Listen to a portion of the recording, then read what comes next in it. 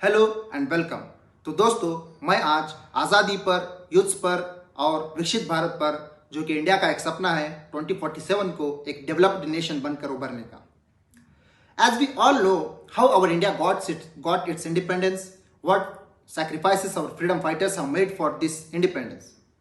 तो दोस्तों, मैं इस पर ज़्यादा नहीं बात करूँगा क्योंकि इस 15 अगस्त को ग्रैंड सेलिब्रेशंस होंगे देश भर में, बहुत सारे नेता अपना भाषण देंगे, लेकिन मैं आपको एक रियलिटी चेक दूंगा, आपको एक सवाल करूंगा जो कि आपको खुद का जवाब देना है इसका।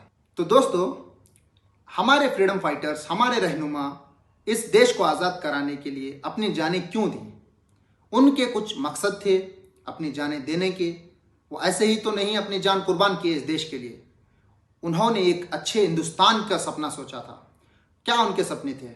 They have dreamed for poverty free India, they have dreamt for hunger free India, they have dreamt for corruption free India, even they have dreamt for a self reliant India and a just India. तो दोस्तों, where we stand now, where India is standing, आपके सामने हर चीज मैं रखूंगा। Now let me speak to the heartbeat of this nation, that is youth.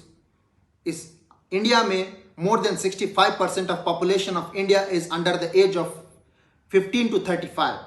Which is a very great thing for India, a very good asset for India. क्योंकि young population रहना एक अल्लाह की भी मेहरबानी है। With this young population, India can become anything, not only a Vikshit Bharat dream, anything India can achieve. But what are the realities? The problems remain same. India is still one of the leading country in hunger index. India is still one of the leading country in poverty index. India is still one of the leading country in corruption. And India is still one of the leading in rape cases and suicidal rates. So guys, freedom was the only first step. आज़ादी हमारा पहला कदम था, पहला step था। India has come a long way. We are world's largest democracy, a nuclear power, a global IT hub, one of the fastest growing economy in the world. From launching space missions like Chandrayaan and Gaganyaan to becoming fastest growing economy in the world. With pride comes responsibility. Here India is failing extensively. Let me ask to the youth of this nation, are we creating an India where every child has the access to quality education? Are we building an economy that works for the poorest? Are we ensuring the harmony and dignity and justice to every citizen of India? These are the questions we must ask ourselves and to others.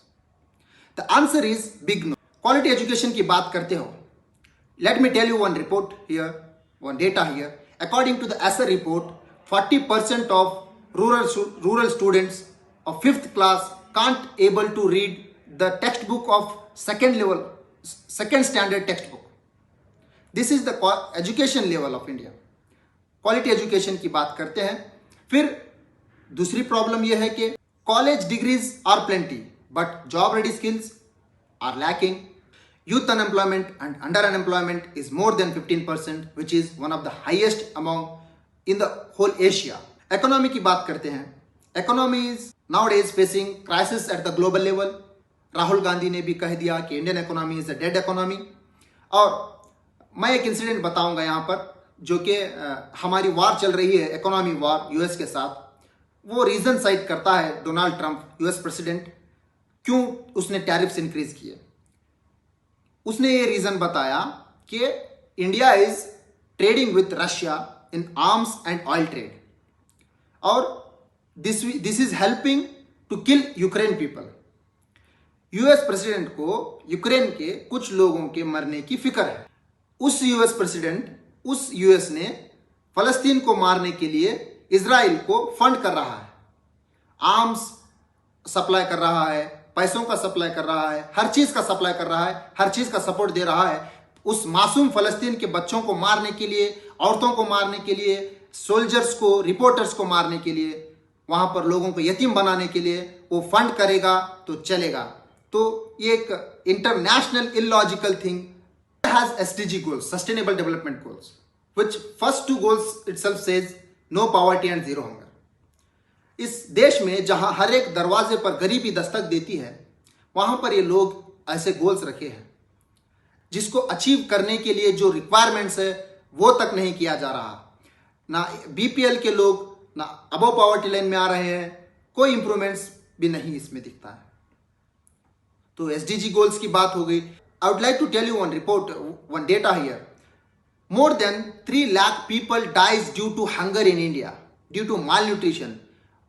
Among them, more numbers of children are dying due to malnutrition. Democracy की बात करते हैं। Democracy के बारे में आपको पता है कि जो चल रहा है, राहुल गांधी ने जो डेटा निकाला है इलेक्शन कमीशन ऑफ इंडिया का, बीजेपी का, जो कि फ्रॉड वोटिंग से कर्नाटका में और दीगर स्टेट्स में जीत कर आए हैं, उन्होंने क्लियर डेटा बताया हुआ है जो बताता है कि एक इंसान कई जगहों पे वोट कर रहा है, fraud address, fraud names. Democracy को किल किया जा रहा है, डेमोक्रेसी को मारा जा रहा है। There is no transparency in election commission, there is no transparency in even recruitments in India. SSC का स्कैम आपके सामने है। बच्चे एग्जाम्स लिखने जा रहे हैं, एग्जाम सेंटर में उनको पता चल रहा है कि उनके लिए दूसरा सेंटर दिया गया है। अरे यहां तक कि एक बच्चे को पाकिस्तान सेंटर दिया गया है। See, this is how India is heading towards the Viksit Bharat. Apart from this, increasing rape cases are happening in India. There is no women's safety in India. How it will go to the Viksit Bharat? How it will fulfill its dream of becoming a Viksit Bharat 2047?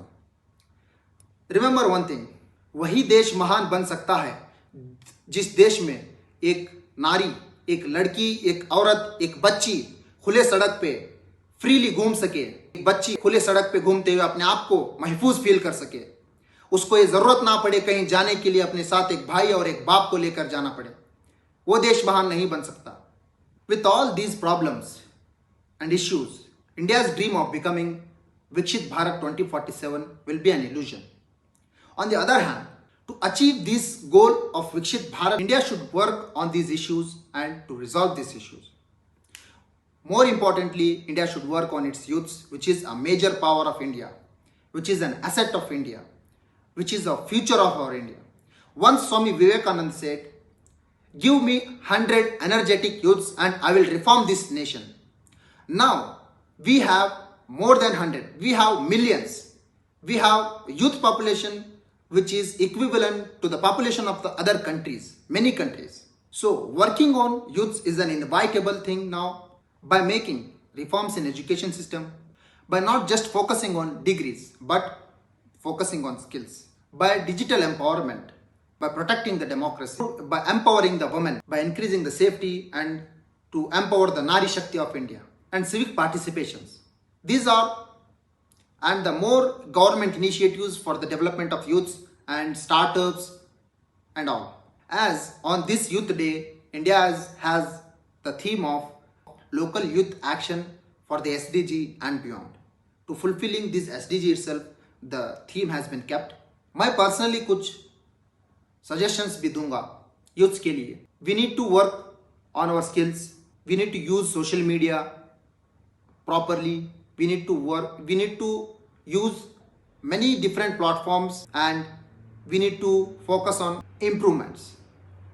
देखिए, हम youths हैं, ज़्यादा हमको काम करना चाहिए। हमारी body resist कर सकती है, वर्कलोड रेजिस्ट कर सकती है। पर्सनल सजेशन क्या है, 30 की उम्र तक हमको एक्सटेंसिवली वर्क करना है, एक्सटेंसिवली हार्ड वर्क करना है। हमारी बॉडी भी हमको साथ देती है क्योंकि नौजवान हैं, नौजवान ही इस देश का फ्यूचर है।